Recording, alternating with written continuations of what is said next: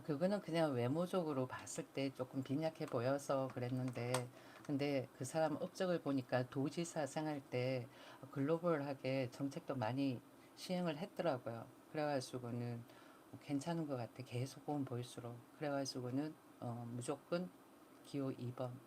그리고 나는 과거에 이 사람이 민주항쟁 이런 걸 했기 때문에 그래서 그 부분에 있어가지고는 조금 좀 별로 아니야 라고 생각을 했었는데, 근데 지금 생각해서 이렇게 보면은 괜찮다라는 거지.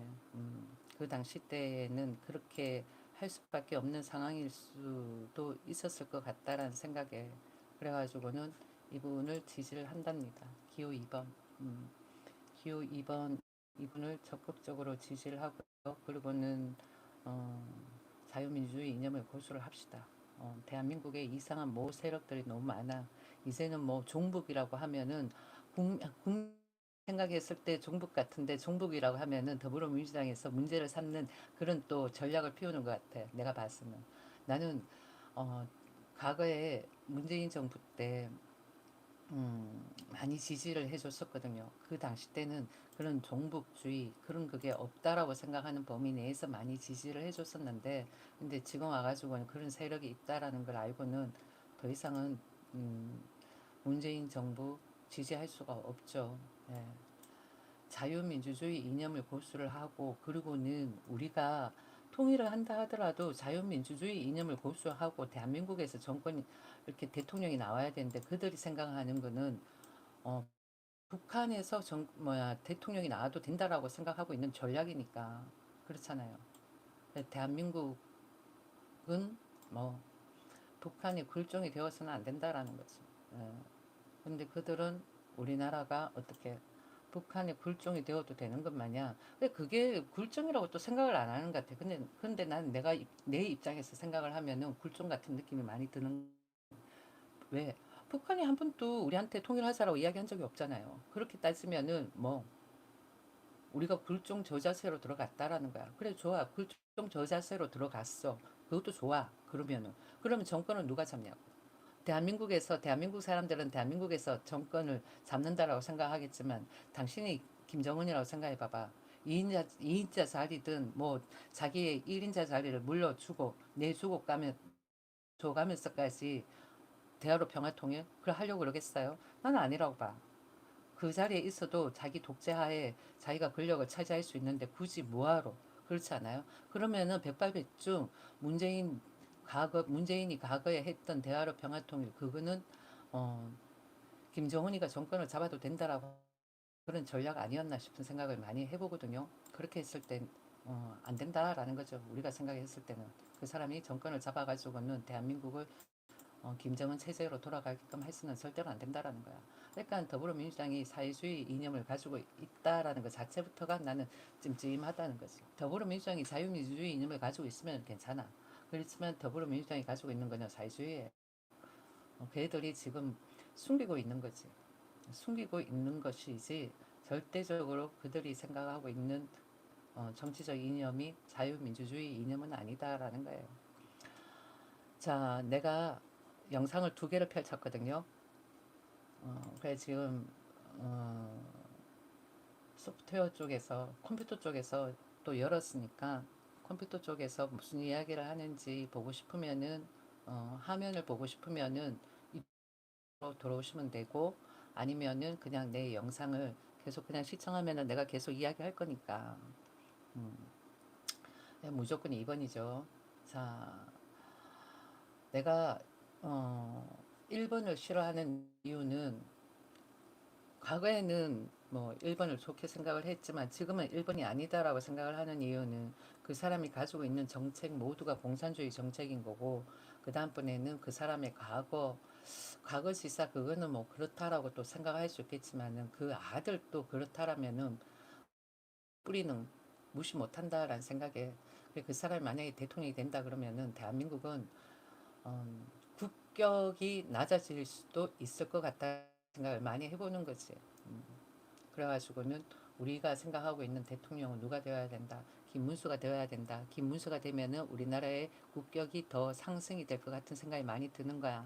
그래가지고는 2번. 일본 애들은 와가지고는 말도 보면은 상대를 존중하는 그건 하나도 없어. 근데 보면 또 더불어민주당에서 이야기하는 거 보면 엄청 뭐 상대를 존중하는 것처럼 그렇게 이야기하고 배려하는 것처럼 그렇게 이야기를 한다. 근데 막상 일찍을 찍는 사람들의 댓글을 보면은 채팅창 댓글을 보면은 와 채팅창 글이나 아니면 댓글이나 보면은 최악인 거야 수준이. 뭐 수준 운운하기에는 뭐 내 수준도 뭐 대학교 졸업한 것밖에 안 되기 때문에 뭐라고 이야기 못 하겠지만 그다음 또 인성 자체가 대학교 나오고 안 나오고의 문제는 아니지만은 진짜 말 그대로 걸레 같은 그런 말도 많았다라는 거지. 사람 하나 죽이는 거는 시간 문제인 것 같았고. 아무튼 여기 이렇게 보면은 내가 지금 빨리 사용하는 것을 익혀야 되는데 익히지를 못해가지고는 얘를 살짝 지우고 화면을 보면요. 그 다음번에 자 여기 보면은 오늘 사전 투표 했잖아요.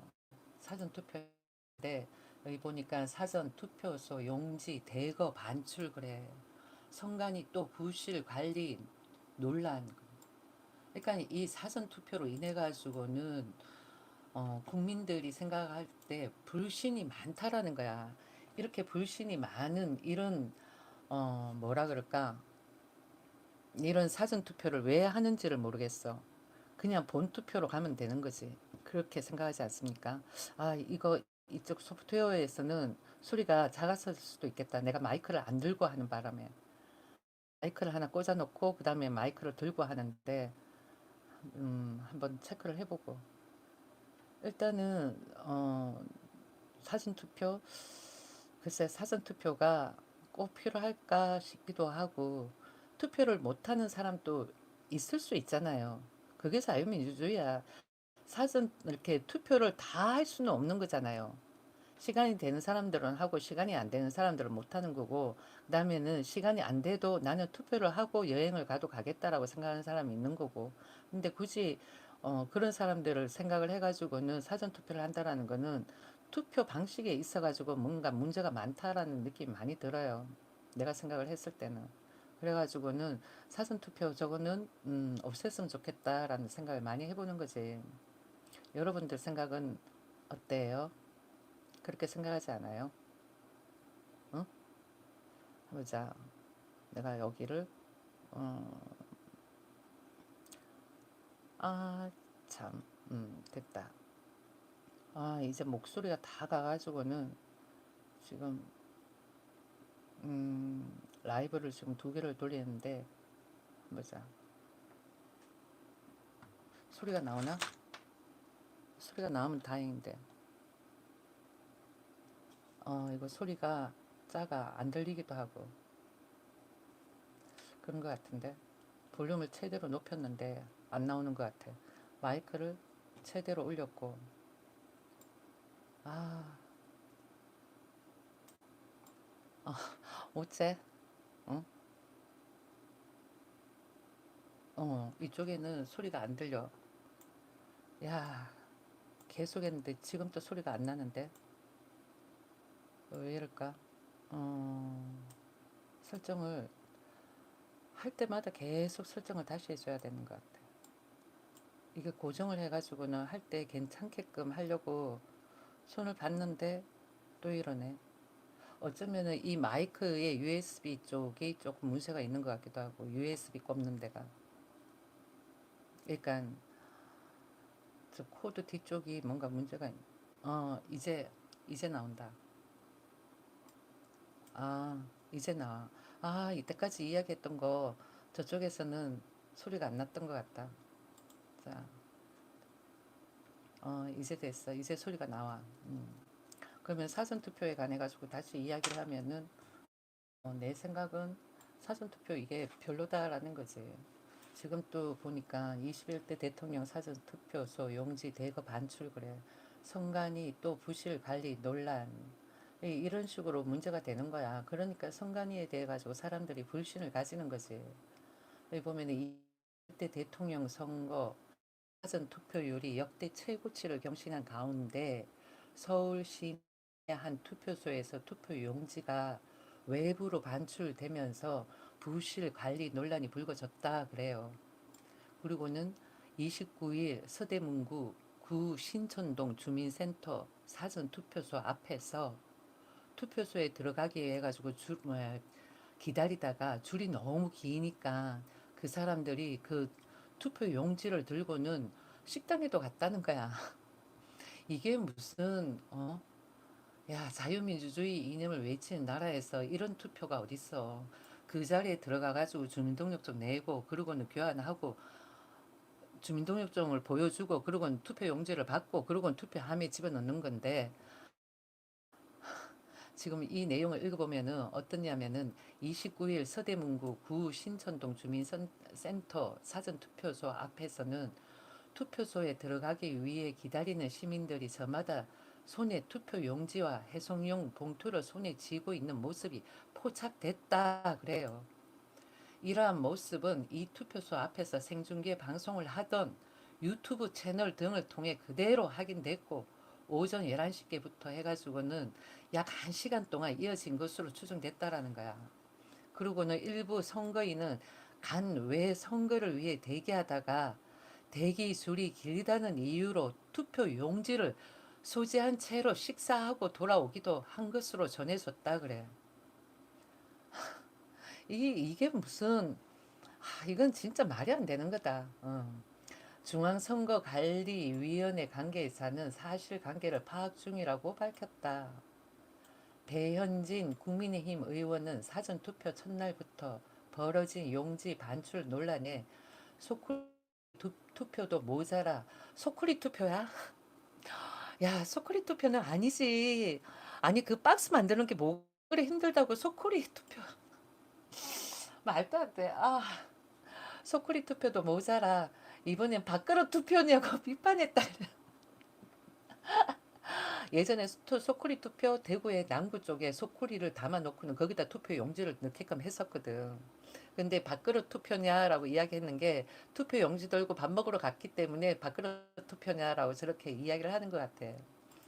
여기 또 보면은 배 의원은 이날 자신의 페이스북에 사전투표 첫날 절대 나오지 말아야 할 뉴스가 보도됐다며 김문수 후보를 포함한 모든 후보가 사전투표 안심하시라며 투표 참여를 독려하고 있는 마당에 정작 선관위가 미련하게도 관리 업무에 또 해태하여 국민들의 분노와 불신을 증폭시키고 있다고 직격했다. 이어 선관위는 지금 당장 서울 신촌 투표소뿐만 아니라 전국 투표소에 또 이런 일이 없는지 파악해 국민께 보고해야 한다며 향후 선거관리 미흡에 대한 대국민 사과와 책임자 처분 등의 조치도 각오해야 할 것이라고 강조했다. 그래, 책임져야지. 우리나라는 책임자는 어떻게 책임을 지고 자리에서 물러나야 된다. 그게 우리나라의 관리 아니야. 그러니까 월급을 많이 받지. 그렇잖아. 배 의원은 국민들의 의혹에는 불친절하고 고압적이기 짝이 없으면서 자자야 1년에 한 번 일도 야무지게 못해 매번 논란을 만드는 선관위 한심할 따름이라고 덧붙였다. 그러니까 한편 이날 오후 4시 기준으로 투표율은 15.72%를 기록하고 있다 그래요. 그러니까 의외로 사전투표율이 높은 것 같아요. 지난 20대 대선 당시 같은 시간대와 비교해 1.61포인트 높은 수치로 역대 최고치다 그래요. 여기 보면 이렇게 나오네요. 그러니까 우리나라 사전투표 이거 없애야 된다니까. 없앱시다. 이런 이야기가 누가 할 수 있어. 우리 대한민국 국민들만 할 수 있는 거야. 종북주의 세력자, 그러니까 북한 김정은을 추종하는 그런 세력들을 척결하기 위해 가지고는 윤석열 대통령이 계엄을 한 거야.